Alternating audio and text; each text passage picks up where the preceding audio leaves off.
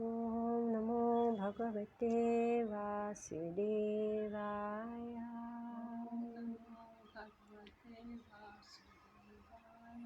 ॐ नमो भगवते वासुदेवाय।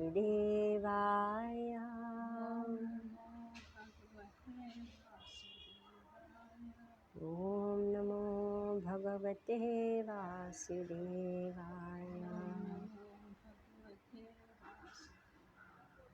नारायणं नमस्कृत्य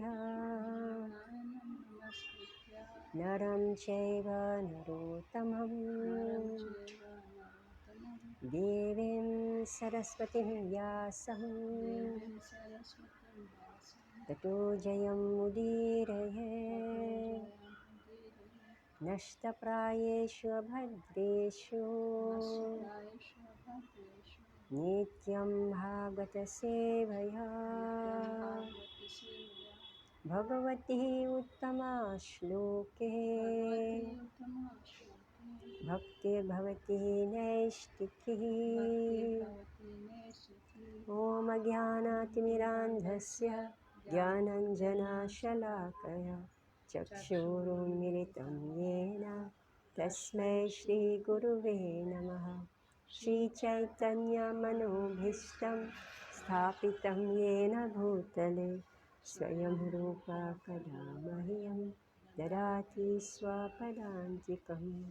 वन्देऽहं श्रीगुरो श्रीयुतः पदकमलं श्रीगुरून् वैष्णवांश्च श्रीरूपं साग्रजातं सहगण रघुनाथान्वितं तं सजीवं साद्वैतं सावधूतं परिजनसहितं कृष्णचैतन्यदेवं श्रीराधा कृष्णपदान् सहगण ललिता श्रीविशाखान्वितंश्च। हे कृष्ण करुणा सिन्धु दीनबन्धु जगत्पते गोपेश गोपिकान्त राधाकान्त नमस्तुते। तप्तकाञ्चन गौराङ्गी राधे वृन्दावनेश्वरी वृषभानुसुते देवी प्रणमामि हरिप्रिये। वाञ्छकल्पतरुभ्यश्च कृपा सिन्धुभ्य एव च पतितानां पावनेभ्यो वैष्णवेभ्यो नमो नमः। जय श्री कृष्ण चैतन्य प्रभु नित्यानंद श्री अद्वैत गदाधर शिवासदि गौरभक्तवृंद। हरे कृष्ण कृष्ण कृष्ण हरे हरे हरे राम राम राम हरे हरे। ओम विष्णुपदाय कृष्णविष्णुविद्याय प्रभुपादाय प्रिय श्री गिरिराजाय स्वामी सुभक्तराधारास बिहारी विमुक्तिये चापि। नमो विष्णुपदाय कृष्णविष्णुविद्याय श्रीमते भक्तिवेदांत स्वामिनिति नामिने। नमस्ते सारस्वती देवी गौरवाणी प्रचारिणे निर्विशेष शून्यवादी पाश्चात्यादेशतारिणे। मुखं करोति वाचालं पङ्गुं लङ्घयति गिरिं यत्कृपातमहं वन्दे श्रीगुरु दीनतारिणं। Hare Krishna. So we're starting a new chapter today. Srimad Bhagavatam, Canto 6, Chapter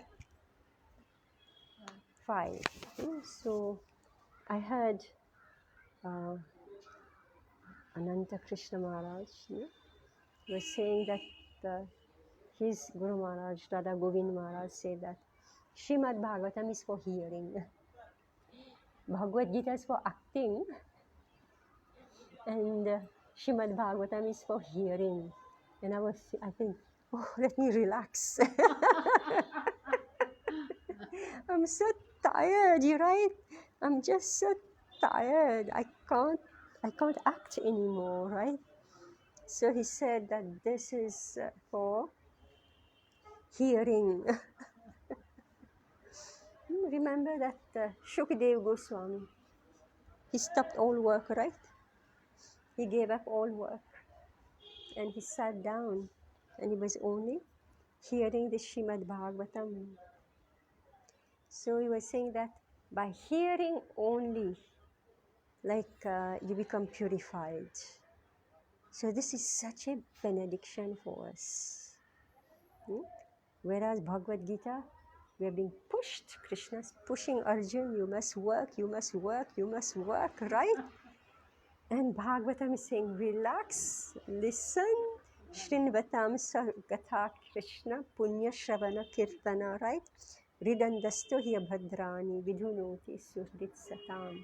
Simply by sitting and hearing, right? You are becoming purified. I mean, so much treasure, each and everybody, whatever class they are giving, right? Whoever it may be who's sitting on that Vyasasana, I hope you're listening every day at 8 o'clock. I was a little earlier, the Temple Bhagavatam class. It's so much. You see, it's so discouraging to be in this world. So discouraging. So to have that push from whoever is speaking, to have that push so that we take the next step, the next step, the next step. Because we feel like we are drowning in this world. Right? We forget Krishna all the time. But hearing that Bhagavatam is like putting us so much on track.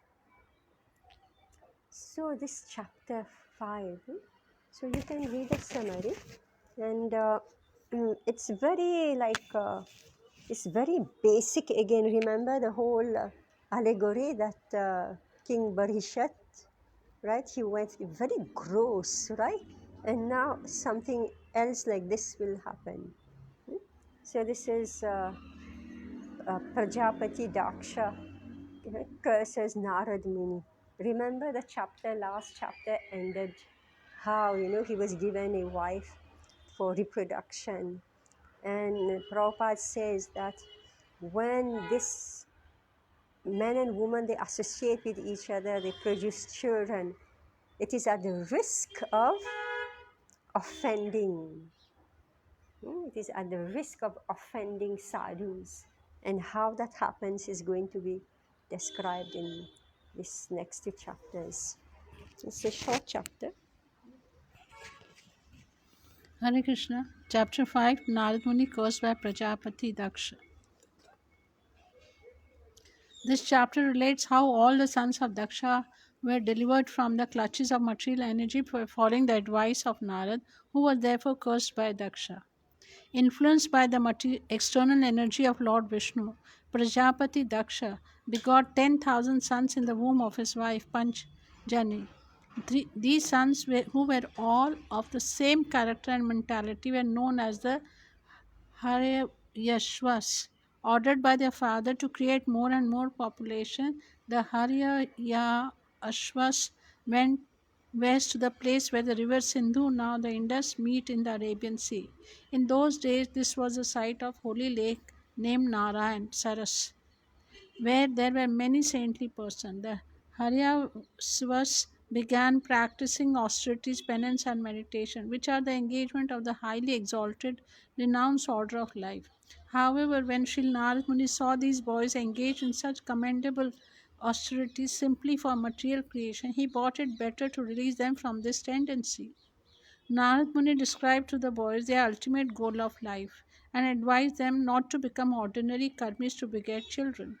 Thus, all the sons of Daksha became enlightened and left, never to return.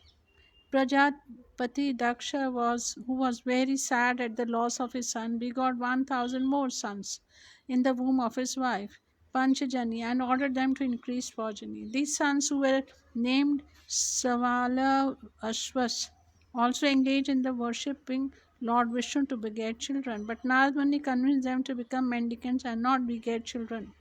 Foiled twice to his attempts to increase population, Prajapati Daksha became most angry at Narad Muni and cursed him, saying that in the future he would not be able to stay anywhere. Since Narad Muni, being fully qualified, was fixed in tolerance, he accepted Daksha's curse.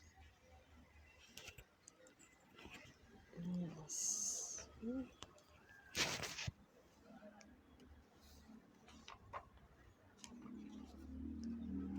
Text 1.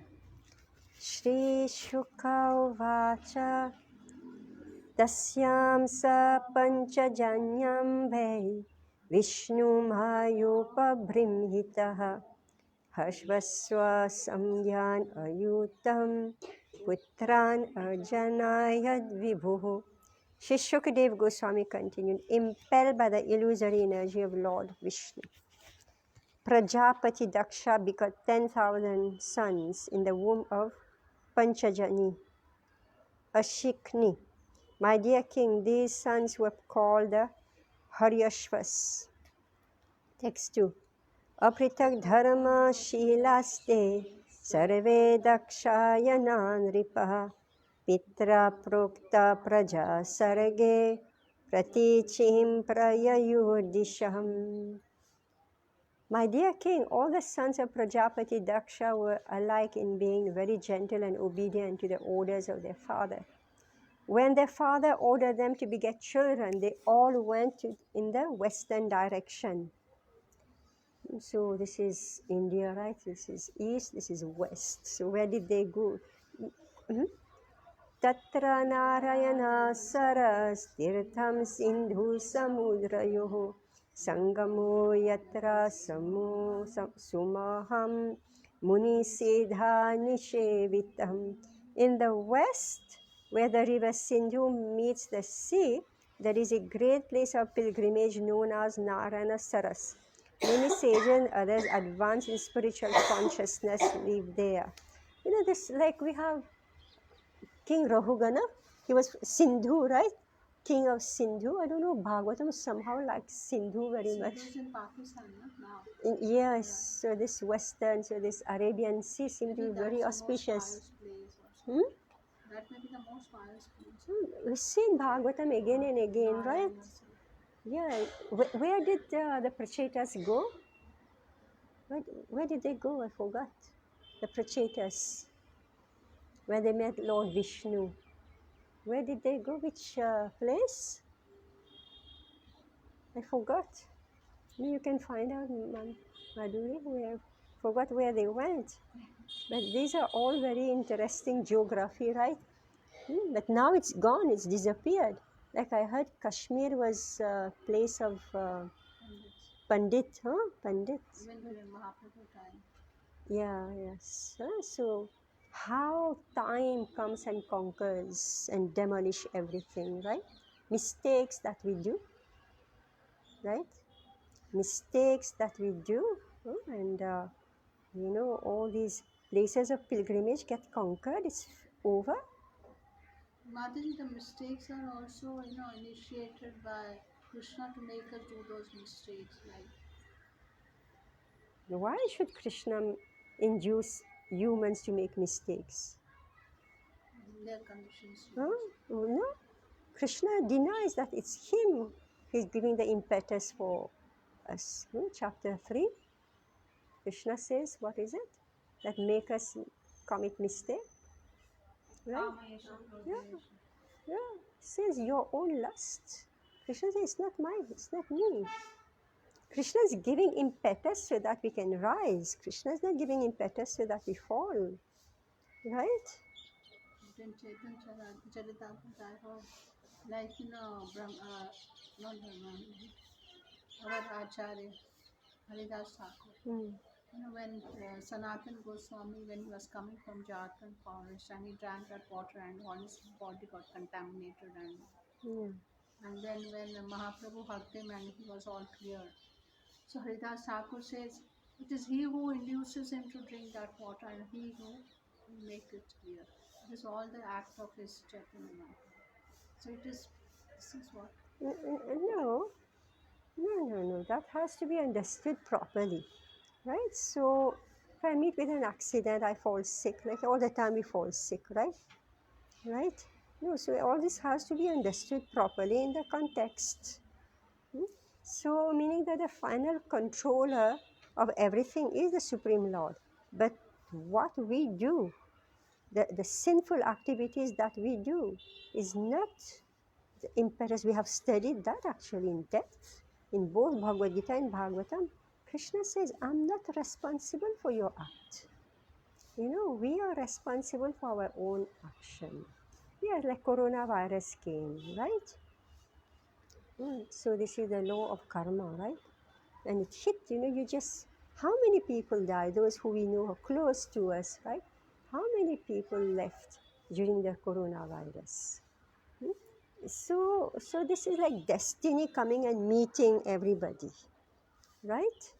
Yeah, but when you are doing something, and like I just said, the place of pilgrimage got covered. Hmm? I mean, I actually asked this question: how is it that India got conquered? Because for me, that was always a mystery. If we are so pious, supposed to be this, how is it that India got conquered? I think Ramanuja Prabhu was giving class, so he said that you can see what they were doing, right? You can see how they were misbehaving, right? The Brahmanas, they were misbehaving.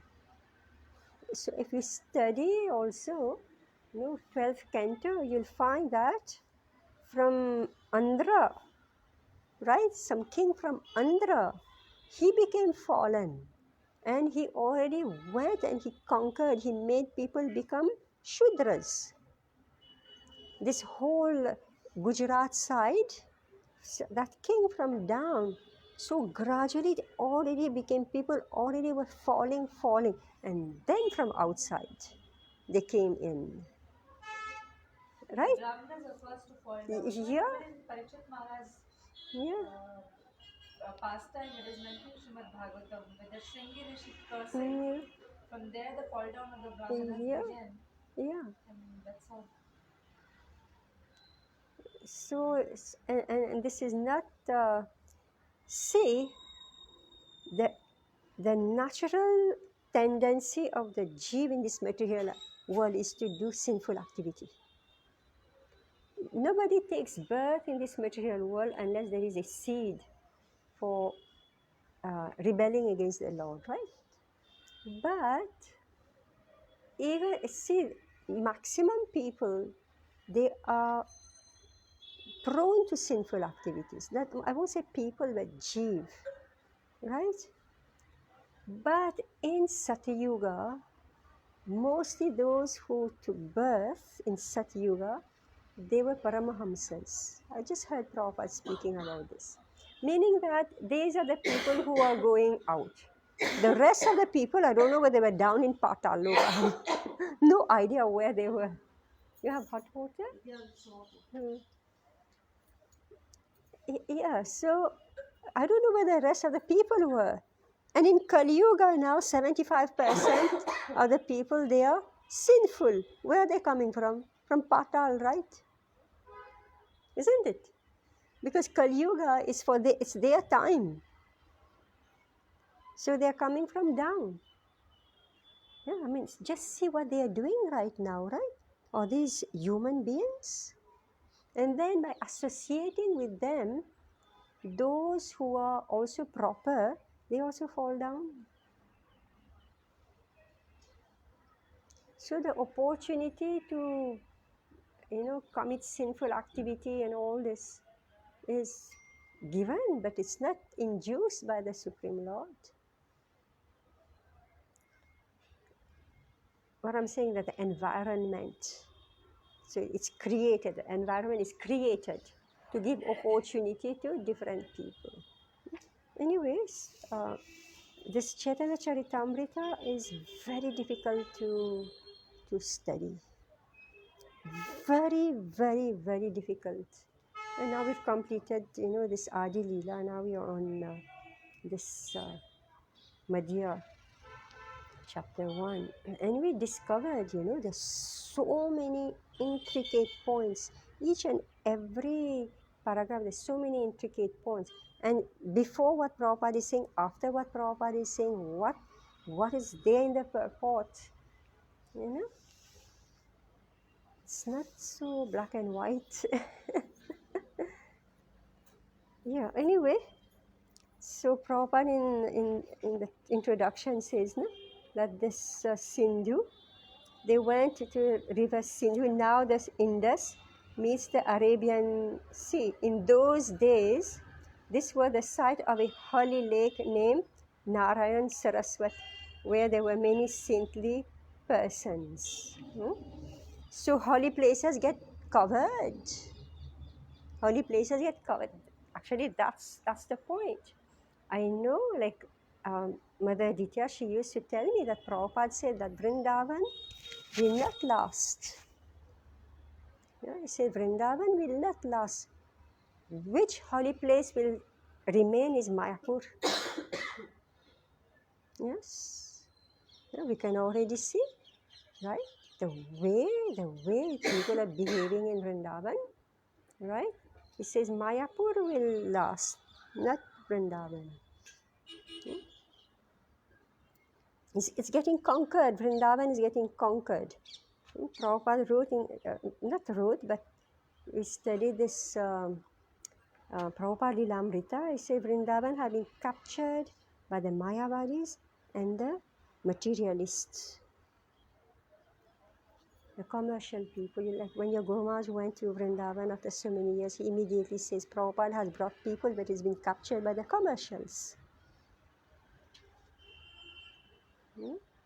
So the more we want to exploit these places so they become covered, you don't see. So it's not that they don't exist. It's not at all that they don't exist, but you need finer ability to be able to perceive. Oh God, I don't want to speak about this. Text 5.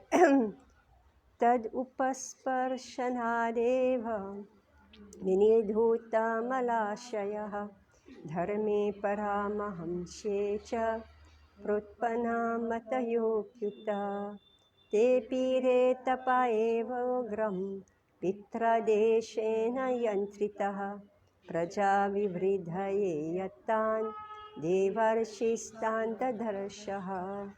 In that holy place, the Haryashvash began regularly touching the lake's waters and bathing in them.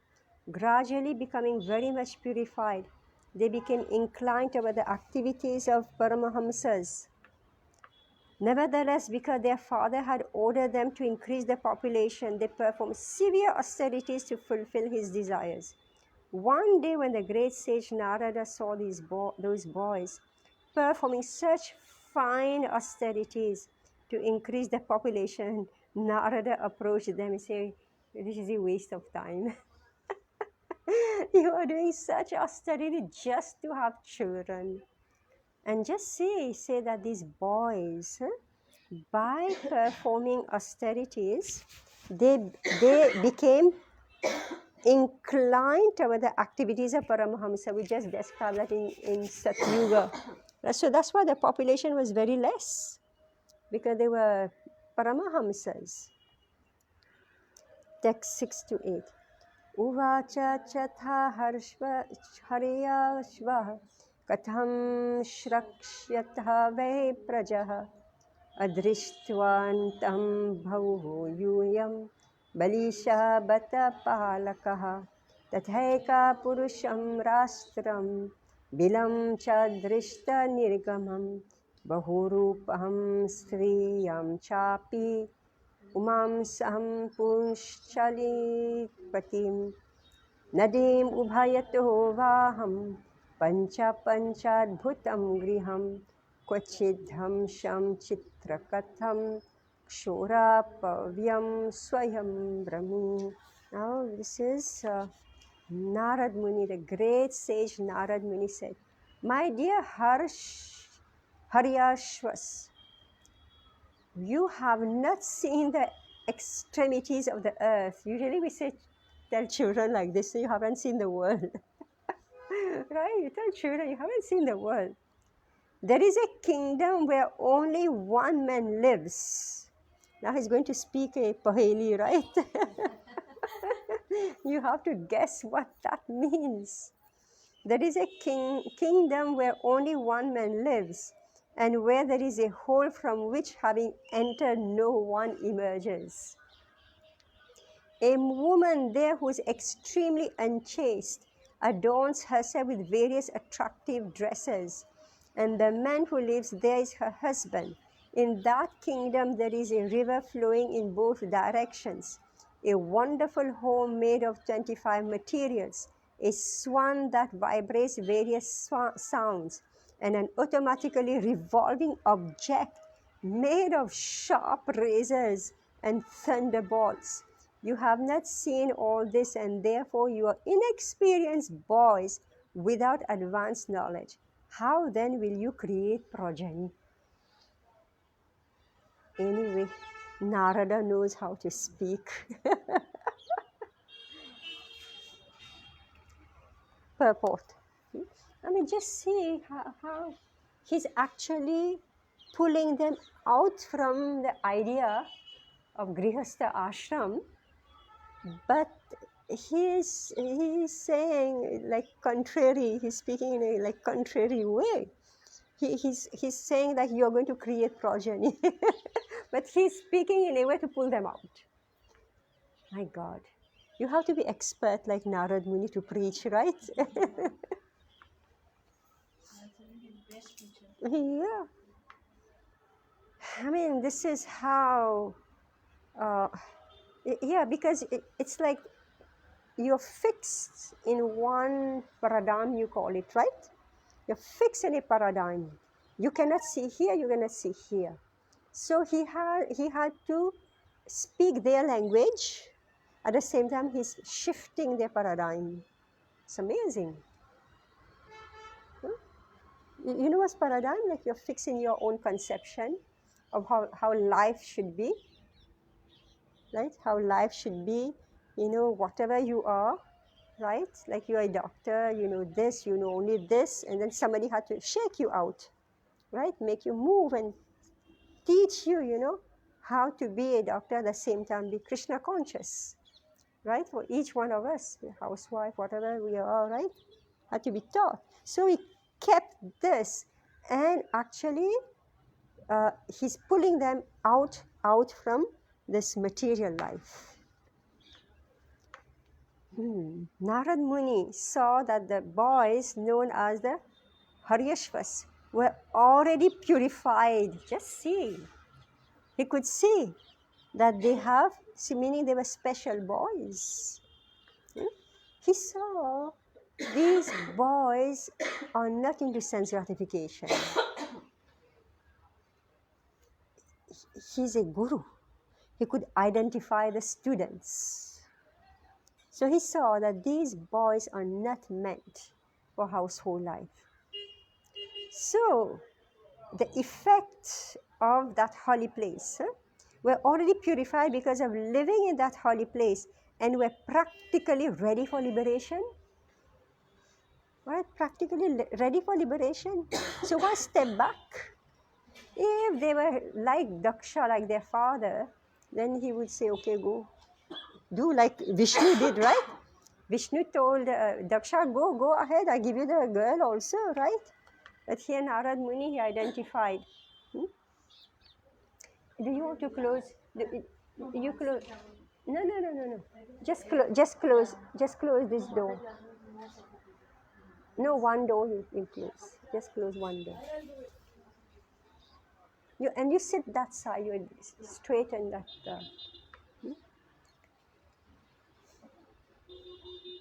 Why then should they be disencouraged to become entangled in family life, which is so dark that once having entered it, one cannot leave it? Like you're stuck in there. Through this analogy, now you sit here, so you don't get it straight on you. Why then should they be encouraged to become entangled in family life, which is so dark that once having entered it, one cannot leave it? You don't know how to come out. Through this analogy, Narad Muni asked them to consider why they should follow their father's order to be entangled in family life. Indirectly, he asked them to find within the cause of their hearts the situation of the super soul Lord Vishnu, for then they would truly be experienced. In other words, one who is too involved in this material environment and doesn't look within the core of his heart is increasingly entangled in the illusory energy. Narad Muni's purpose was to get the sons of Prajapati Daksha to divert their attention towards spiritual realization instead of involving themselves in the ordinary but complicated affairs of propagation. The same advice was given by Prahlad Maharaj to his father. We can recite this together. Where's your book? We're on Canto 6, Chapter 5, Text 1.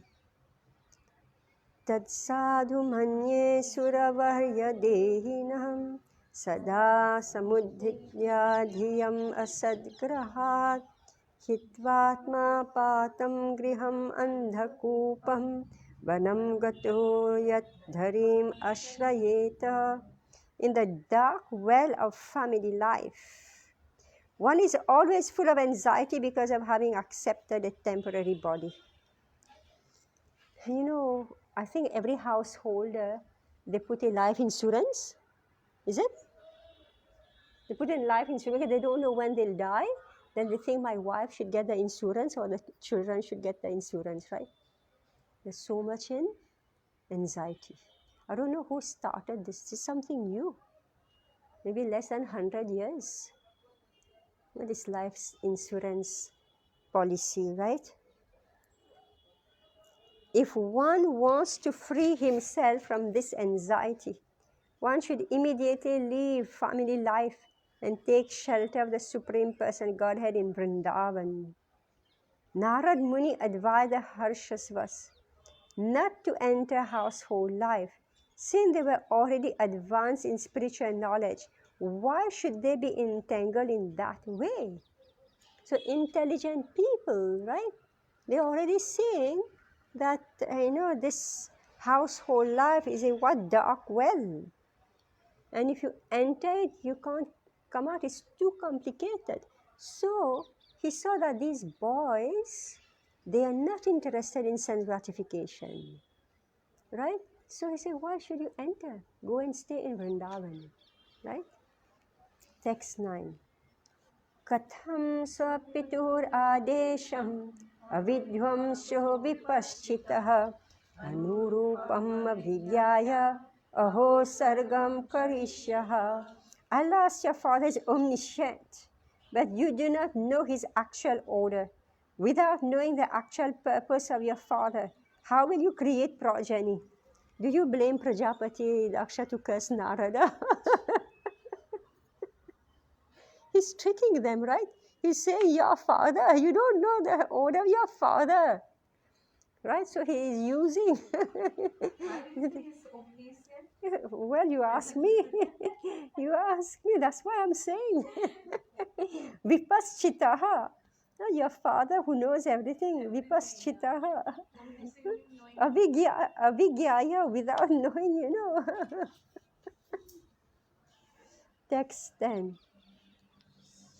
Shri Shuka Uvacha Tanisham Yatha Hariyashva Atpatika Manishaya Vacha Kutam Tavrivashe Swayam Vimarshurdhiya. I'm just remembering this, incident Bhakti Chaitanya Swami told us. So he said that how one father came and he came to the ashram, I guess must be in Durban.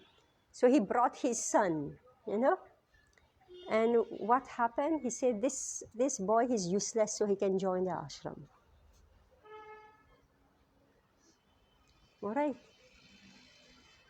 That's what he said. This boy, is good for nothing. He cannot do this, he cannot do this. So it's good. The right place for him is he should join the ashram. Right? And here, you see Narad Muni, he's saying these boys are highly qualified. They should join the ashram. Right? So if they were just useless, then you should just go and enjoy life, right?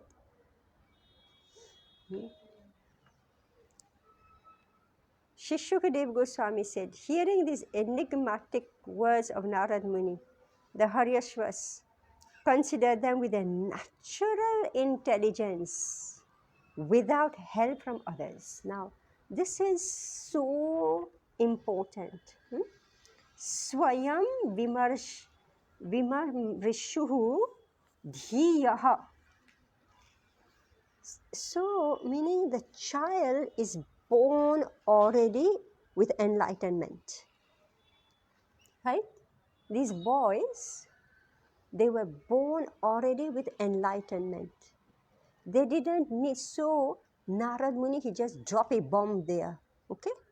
He just spoke enigmatic words. Paheli, he just gave them a paheli. And these boys, without help from others, using, says, dhiya, vimam rishuhu, meaning they've thought about it, they reflected, they reflect about it. And swayam, by themselves, dhiya, with full intelligence. They thought, what does that mean? Let's see. Bhukshetram jiva samgyam yat anadi nija bandhanam adrishtva tasya nirvanam kimasat karma bhir bhavet. So let's remember, I don't know, see the story is not given, but since they're boys, and usually we send boys to school, right? To Gurukul to learn. So here, how is it that they have knowledge? I mean, what they're going to discuss? It's about the knowledge of this body, the soul, Prakriti, and the interaction among the three. This is what these boys are going to reflect, understand. So, meaning that these boys, they took birth in the household of Prajapati Daksha. Designation. Since time immemorial, he has received various types of material bodies, which are the roots of bondage to the material world. So he understood that Bhuhu is the Chitra where the Jeev is living and producing so many bodies. If one foolishly engages in temporary fruitive activities and does not look toward the cessation of this bondage, what will be the benefit of his action? So here, remember I said Radha Govind Maharaj, he said that this Bhagavatam is for hearing, all right? It's for just sitting down and hearing. Nityam Bhagavat Sevaya, just sit down and hear, right? So, as much time as we have, we must take that opportunity and hear. So, what did he learn? What did they learn? That right now it's between birth and death. There's your action. Whatever action you're doing, this is the root of bondage to the material world. Meaning, again, you're going to continue. It's unending. Right? Your birth and death is unending. So how to stop it? Purport. Narad Muni spoke to the Haryashvas, the sons of Prajapati Daksha, about 10 allegorical subjects. What are they? The king, the kingdom, the river, the house, the physical elements, and so forth. After considering these by themselves, the Haryashvas could understand that the living entity engaged in his body speaks happiness, but takes no interest in how to become free from this engagement. This is a very important verse, since all the living entities in the material world are very active, having obtained their particular types of bodies. A man works all day and night for sense gratification, and animals like hogs and dogs also work for sense gratification all day and night. Birds, beasts, and all other conditioned living entities engage in various activities without knowledge of the soul encaged within the body. Especially in the human form of body, one's duty is to act in such a way that he can release himself from his engagement. But without the instructions of Narada or his representative in the disciplic succession, people blindly engage in bodily activities to enjoy Maya Sukh, flickering temporary happiness, They do not know how to become free from their material engagement. Rishabdev therefore said that such activity is not at all good, since it engages the soul again and again in a body subjected to the threefold miseries of the material condition. So we forget, but it doesn't mean that right now, whatever we're experiencing, no, it is just a carbon copy of your previous life, and it's also the blueprint for next life. Right? The Haryashvas, the sons of Prajapati Daksha, could immediately understand the purport of Narad's instructions. Our Krishna consciousness movement is specially meant for such enlightenment. We are trying to enlighten humanity so that people may come to the understanding that they should work hard in tapasya for self-realization and freedom from the continuous bondage of birth, death, old age, and disease in one body after another. Maya, however, is very strong. She is expert in putting impediments in the way of what? Of this understanding. We can't understand. We can't understand, and worse, see what Prabhupada writes.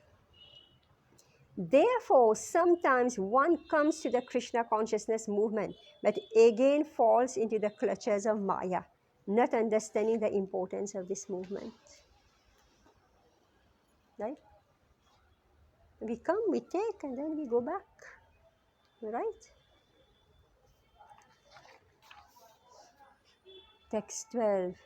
Eka eveshwarasturiyo bhagavan swashraya paraha tamadrishtva bhavam pumsaha kimasat karma bhir bhavet. Narad Muni had said that there is a kingdom where there is only one male, the Haryashvas. Realize the purport of this statement. The only enjoyer is the Supreme Person Godhead who observes everything, everywhere. He is full of 6 opulences and fully independent of everyone else. He is never subject to the 3 modes of material nature, for he is always transcendental to this material creation. If the members of human society do not understand him, the Supreme, through their advancement in knowledge and activities, but simply work very hard like cats and dogs all day and night for temporary happiness, what will be the benefit of their activities?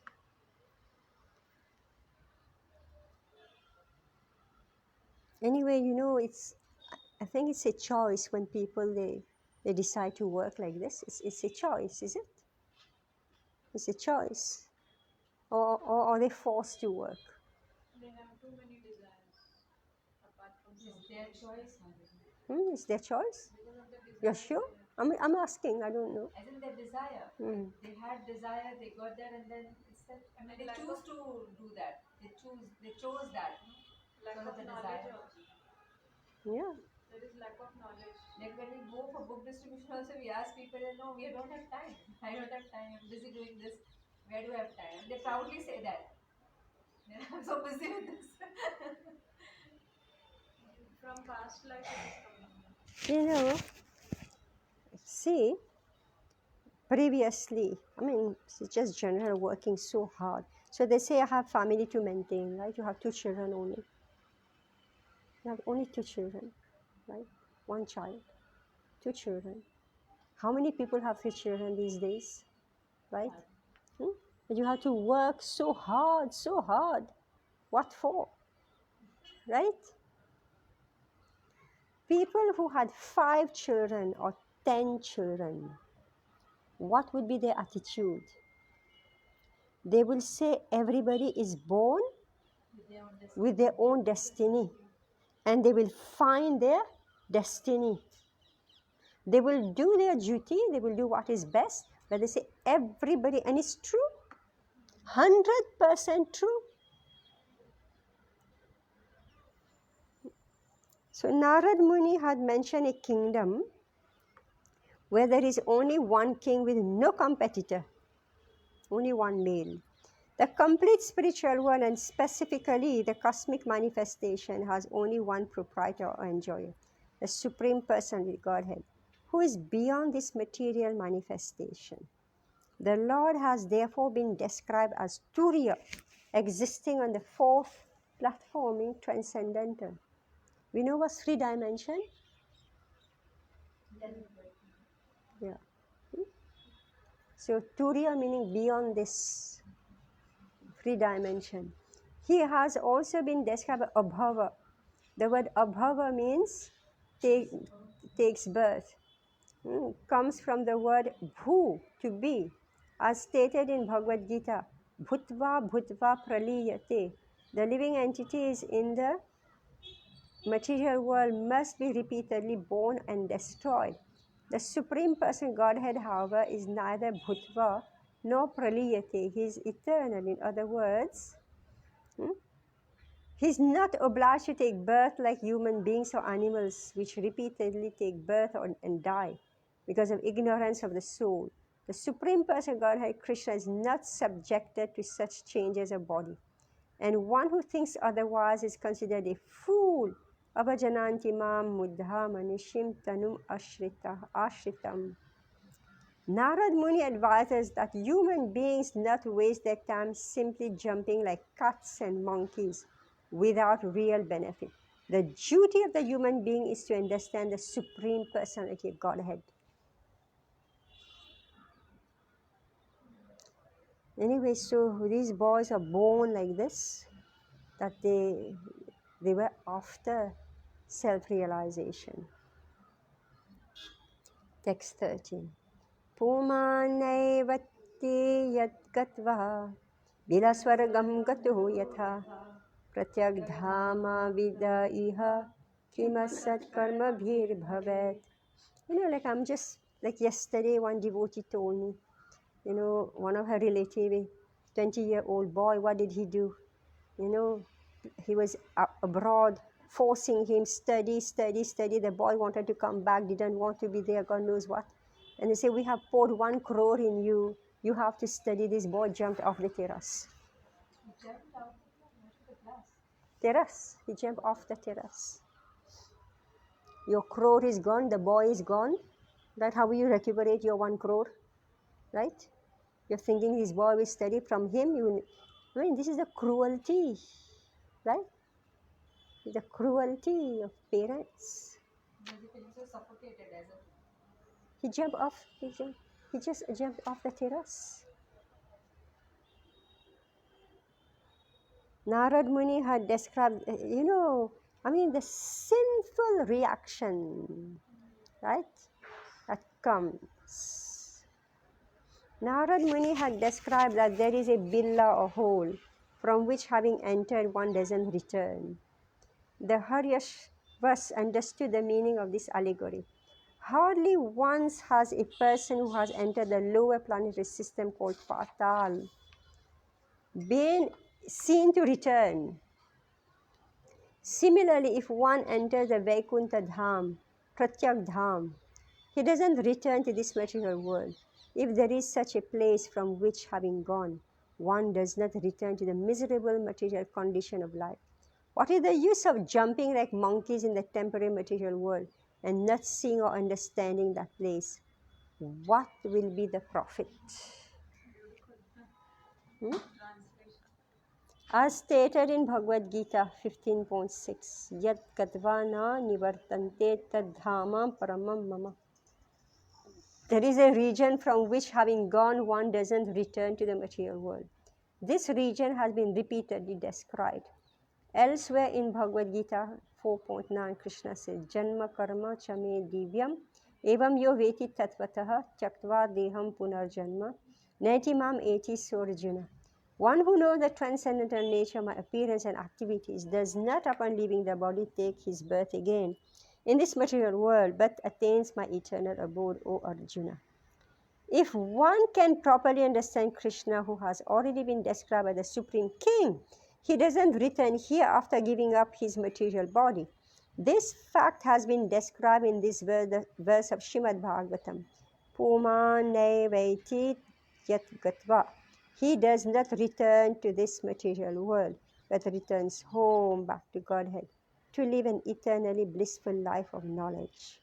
Why do people not care about this? What will be the benefit of taking birth again in this material world? Sometimes as a human being, sometimes a demigod, and sometimes a cat or dog. What is the benefit of wasting time in this way? Krishna has very definitely asserted in Bhagavad Gita 8.15. Mamupecha punarjanma dukhalayam shasvatam napnuvanti mahatmanaha samsiddhim paramam gataha. After attaining me, the great souls who are yogis in devotion never return to this temporary world, which is full of miseries because they have attained the highest perfection. One's real concern should be to free himself from the repetition of birth and death and attain the topmost perfection of life by living with the Supreme King in the spiritual world. In these verses, the sons of Daksha repeatedly say, Kima sat karma bhir bhavat. What is the use of impermanent, fruitive activities? I'm just going fast because we know all this, right? I don't know why. Again, the same philosophies to remind us, okay, you're saying it. To remind us, plus, continue the story of Daksha, right? Because we are products of Daksha.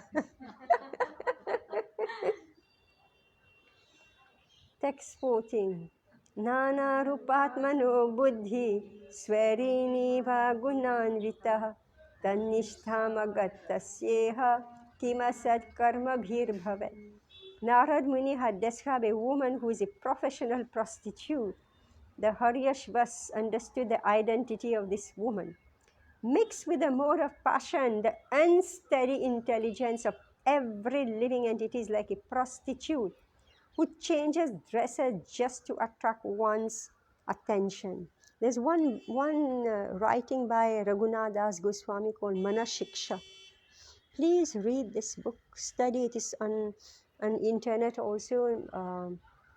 Sachidan Maharaj, he gave so many lectures on this. Urmila Mataji gave, Shivram Swami Maharaj gave, this, right? This intelligence which is compared to a prostitute, unsteady intelligence. If one fully engages in temporary fruitive activities, not understanding how this is taking place, what does he actually gain? A woman who has no husband declares herself independent, which means that she becomes a prostitute.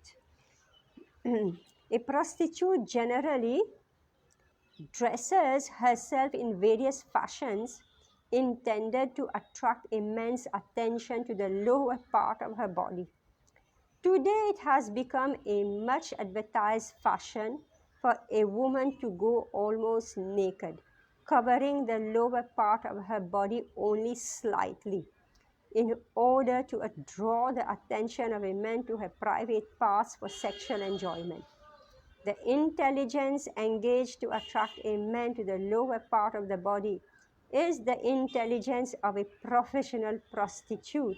Similarly, the intelligence of a living entity who doesn't turn his attention towards Krishna or the Krishna consciousness movement simply changes dresses like a prostitute. What is the benefit of such foolish intelligence? One should be intelligently conscious in such a way that he no longer change from one body to another. So Prabhupada seemed to have observed a lot, right? This sixth canto, he wrote only one canto when he left India, but he wrote so many cantos. So he observed all this, and he said, today, just say, it's such a shame, it's such a shame. You see all the men fully dressed, and you see the woman quarter dress, right? They're walking, brothers, sisters, or husband, wife, or God knows, right? Or the women, they're wearing no clothes. Prabhupada, my God, this is horrible. Prabhupada is saying why they are dressed like this. They've been made to dress like foolish women. Foolish women, they don't know. They don't know what is the intention. And here Prabhupada is drawing the attention, right? the daughters, they don't know. It's just a fashion, right? They believe it's fashion. Like right in front, I saw good girls, they see this young girl, like children even wearing small dress. They get attracted, they will harass their parents. I also want, right? I also want. They don't know, they're innocent. Somebody has undressed them. So prostitutes, Prabhupada is saying. And sometimes even they wear the skirt, but they wear it in such a way, right? Prabhupada is saying, what? To draw the attention to the lower part of the body for sexual enjoyment.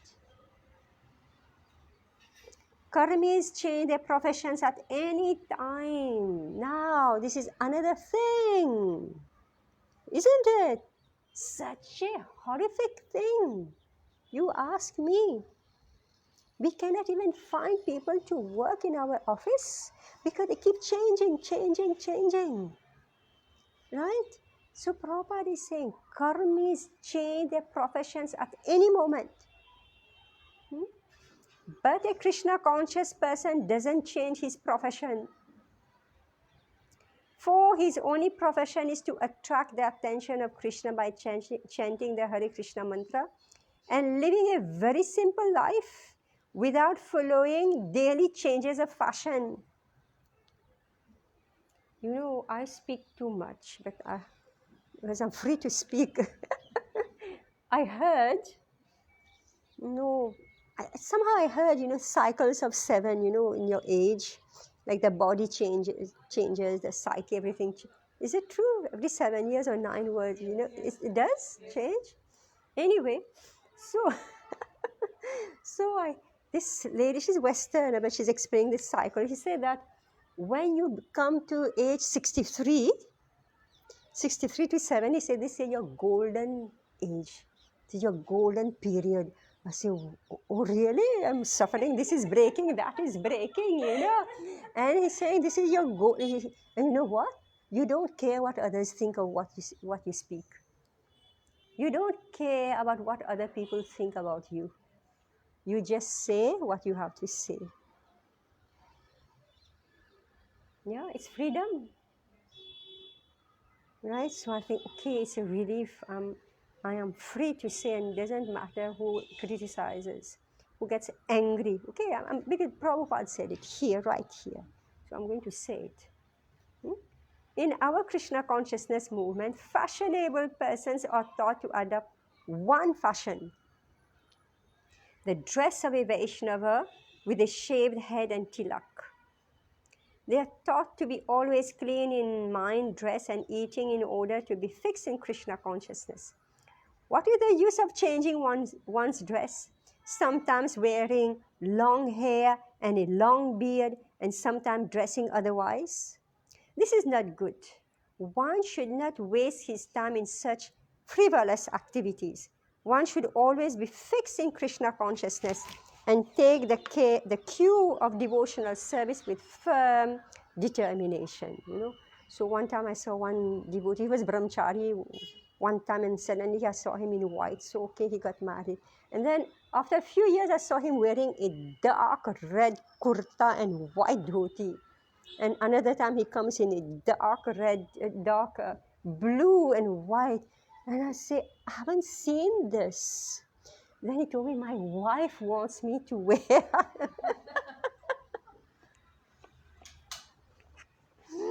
Yeah. So the fashion is catching up in the Hare Krishna movement now. When the Grihastha were in dhoti kurta, one color only, right? Either, like white or this yellowish, right? Now they are wearing khaki color. Is it? I saw one devotee, he was, very disturbing color. Like this, like how the police people, their color, right? From top to bottom. So the fashion is catching up. So Prabhupada is saying, we don't change our fashion. We don't change our fashion. One should not waste his time in such frivolous activities. Long hair, long beard, sometimes dressing otherwise. Anyway, it's meaning that Prabhupada has observed everything in his 10 years. Prabhupada was with us for only 10 years during the Hare Krishna movement, right? In those 10 short years, he already saw everything and he put it down in his Srimad Bhagavatam, a sacred literature meant to be the law book for the next 10,000 years. He wrote it, right? So nobody can criticize anybody who speaks, right? Frivolous is saying not serious, silly, Oh, you check the word. Silly. not serious. Text 15. Okay, just one more. Because we need to know what is that prostitute, right? Tatsanga Brahmshita Shvairiyam Samsarantam Kubharyavat Tadgatir Abhudhesheha Kimasat Karma Bhir Bhavat. Narad Muni has also spoken of a man who is the husband of the prostitute. Okay, now here's a prostitute means unsteady intelligence. So sometimes I want this, sometimes I want this, sometimes I want this, sometimes I want this. Keep on changing, unsteady. Now, she has a husband. Who's that fool, right? The Haryashvas understood this as follows.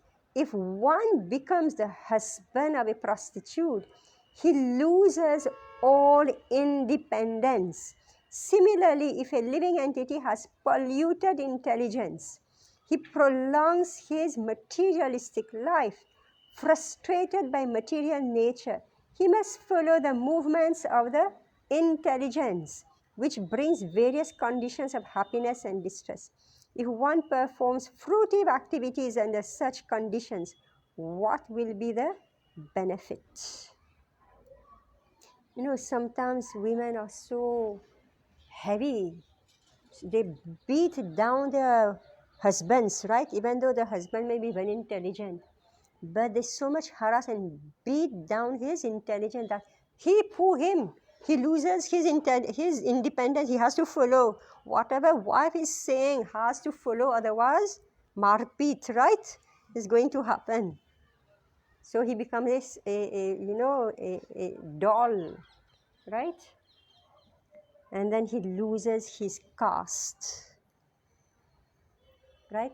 So in the outside world, he'll be a king. And in the home, he will have the woman's shoes, right?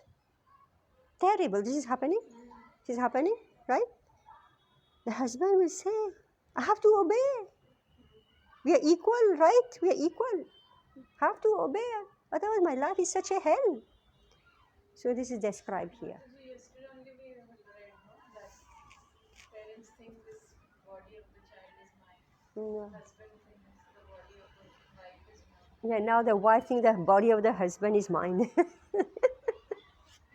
Right? Previously, husband thought body of wife is mine. Now husband thinks body of my husband is mine. Anyway, here it is. Polluted intelligence has been compared to a prostitute. One who has not purified his intelligence is said to be controlled by that prostitute.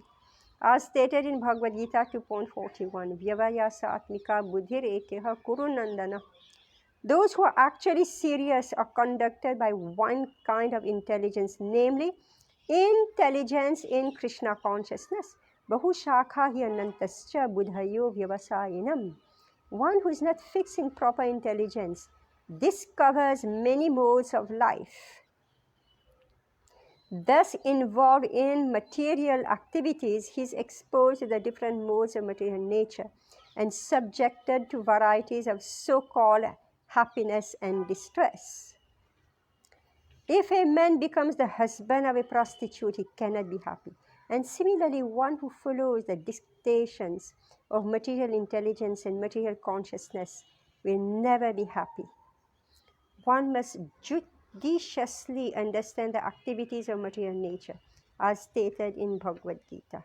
3.27. Prakrite kriyamanani gune karmani sarvasaha ahankara vimudhatma kartaham iti manyate. The bewildered spirit soul, under the influence of the free modes of material nature, thinks himself to be the doer of activities which are in actuality carried out by nature. I'm not going to go into all this again, all right? Huh? You have studied all this. Although one follows the dictations of material nature, he happily thinks himself the master or husband of material nature. That's why he works so hard, because he believes I can conquer, capture, exploit the resources of this material world. So he doesn't give up when actually material nature is dominating him. Although one follows the dictations of material nature, he happily thinks himself the master husband of material nature. Scientists, for example, so Prabhupada gives one example. Scientists, for example, try to be the masters of material nature, life after life, not caring to understand the Supreme Person under whose direction everything within this material world is moving. Trying to be the masters of material nature.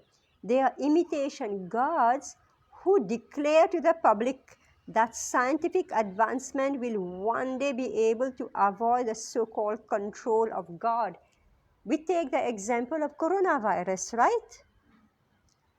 So somebody manufactured a virus in a laboratory and released it in the world. It spread everywhere, right? And everybody run in their laboratory, right? To conquer that one virus. Did they succeed? Did they succeed? Right? In fact, however, the living being unable to control the rulings of God. Okay, so now this is God's desire, meaning that who is behind the coronavirus? It's the ruling of God. Ruling of God. They say the rulings of God.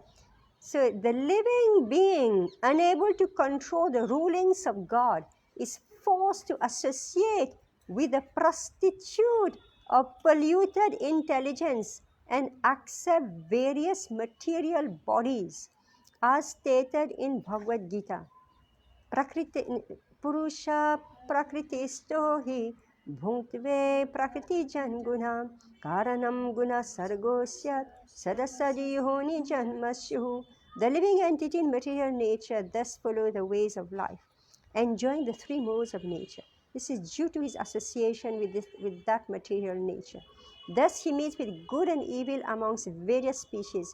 If one fully engages in temporary fruitive activities and does not solve this real problem, what profit will he gain? So here, this question about who is the cause of everything, right? So here,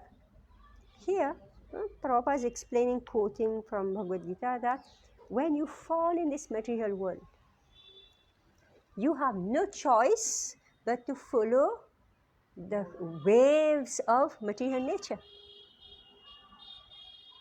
So who has placed himself in this material nature? We ourselves, we have placed ourselves. Krishna never said, come and sit here in this world. Right? So it is very important. Read it again. Trying to be masters of material nature, they are imitation gods who declare to the public that scientific advancement will one day be able to avoid the so-called control of God. All right? So control of God, meaning that the entire material world is set up with Janma, Mrityu, Jara, Vyadhi. This is the program in this world. And we're going to read more and more. So this is the control of God. This is how the Jeev who enters this material world, and material world meaning enters a material body. So immediately that Atma gets under the control of the Supreme Lord. Now, in fact, however, the living being unable to control the rulings of God is forced to associate with the prostitute of polluted intelligence and accept various material bodies, because by default,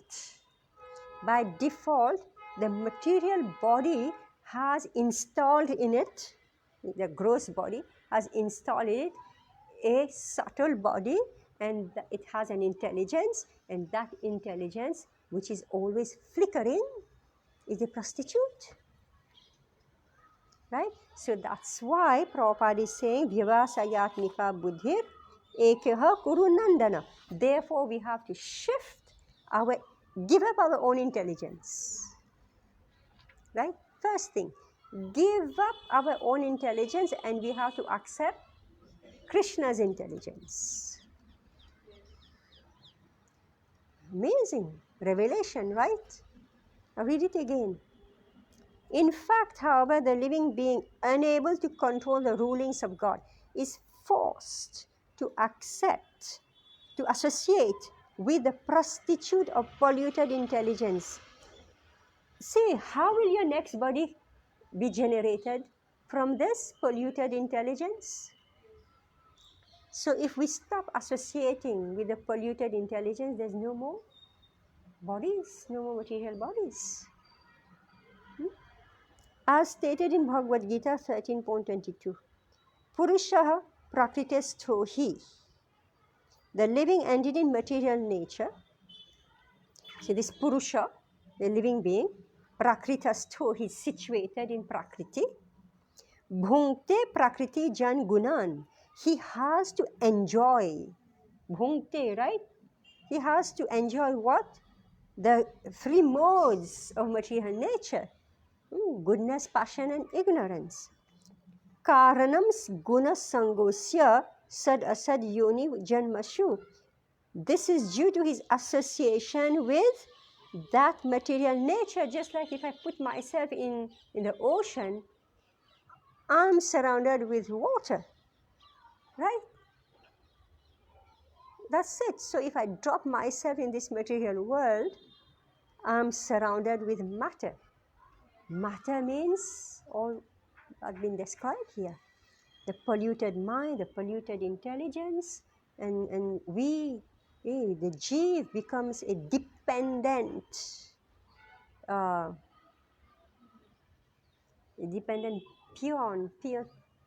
pawn, right? Pawn, right? That's what we call it. In the hand of the prostitute intelligence, right? Now just imagine everybody has the same problem, right? Everybody has polluted intelligence. Every single person who have taken birth, everybody's got a polluted intelligence. And now you have to network with all these people. Right? They say in marriage, you have one mind only, now you have two minds, then you have three minds, then you have four minds, then you have whole families, right? Deal with everybody's mind. What is it? Polluted intelligence. So therefore, civilization teaches sadachar, right?